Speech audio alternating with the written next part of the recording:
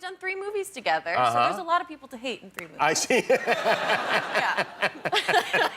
I don't think this is the message that Marvel wants to spread to children.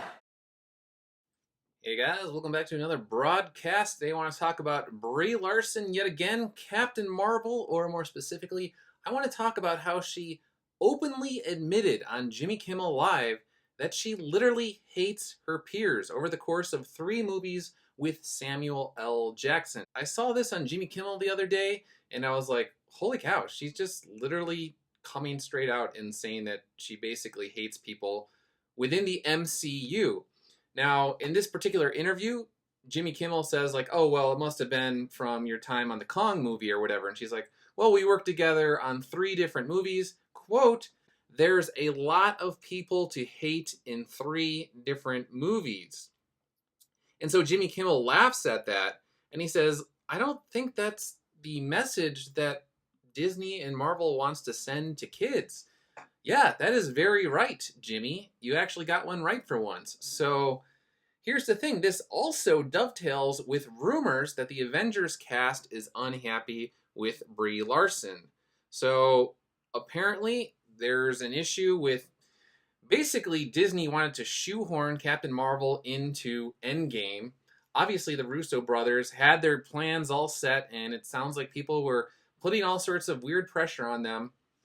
Yes, if you were an actor or an actress within the MCU, you've been there for ages and ages.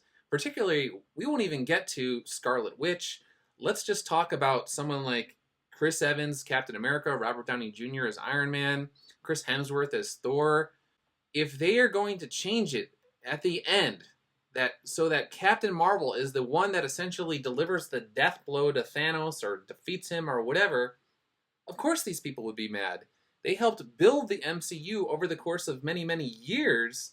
They did the time, and if they're on their way out due to contracts or whatnot, you would expect the people that literally built the universe to be the ones to shine. This is their sort of, before they take their bow, this is exactly what they have deserved as, again, people that have put in the time. And so for the studio to come in at the, essentially, figuratively, the last minute, well, of course, yes, you would be upset at that.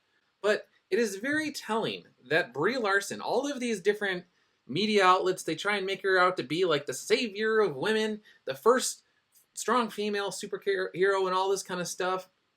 But what they don't note is what YouTubers are noting, is that she says and does things which shows that she has problems with people. She has problems with men specifically, but she has problems with people across the board. Now, I normally wouldn't really, my problem isn't so much with Brie Larson as it is with the shill media, the people who openly admit that they're shilling. Nerdrotic actually had an awesome video, which I could link to as well, on, I think it was one of the guys from Screen Rant, or maybe it was Collider, I forgot which one, but these guys literally admit that they say and do things for access, and they pull their punches, and all sorts of stuff, and then they lament that YouTubers basically could say whatever the heck they want because they don't give a rip about access. They're just trying to look at the situation and give it to you straight. Meanwhile, these guys that are on the payroll, yeah, of course, they're just like, we have to bite our lip because if we say anything bad about Brie Larson, then we're never going to get another interview again. Yes, of course. Well, people keep going to YouTube because they actually want forthright and honest reporting on this stuff. You could disagree with the conclusions that we come to, but at the end of the day, you could tell that that people like myself and others across YouTube, we're just telling you how we feel. And people would much rather have an honest take than people that are just essentially saying whatever Disney wants for access.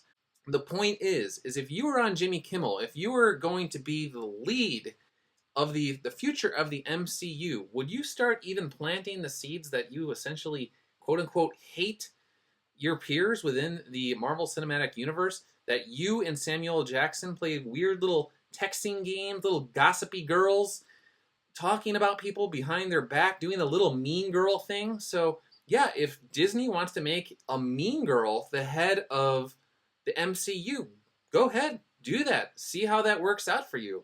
I personally think it's a really bad idea. But again, Disney can do whatever it wants. Guys like me will be talking about it on YouTube, and of course the trolls will come through, the goblins will come through, and then they'll say all sorts of stuff. They like straw man arguments, they like red herrings.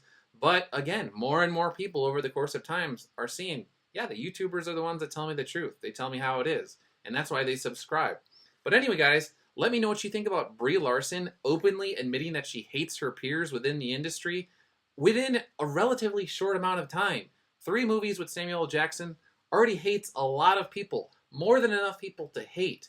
That is weird, that is strange, and that is why this particular character is not a good choice for the MCU. Again, thanks for everything. Thanks to all my Patreon members, new and old. Thanks to all my subscribers, new and old. I really appreciate it, and I'll see you later. See ya.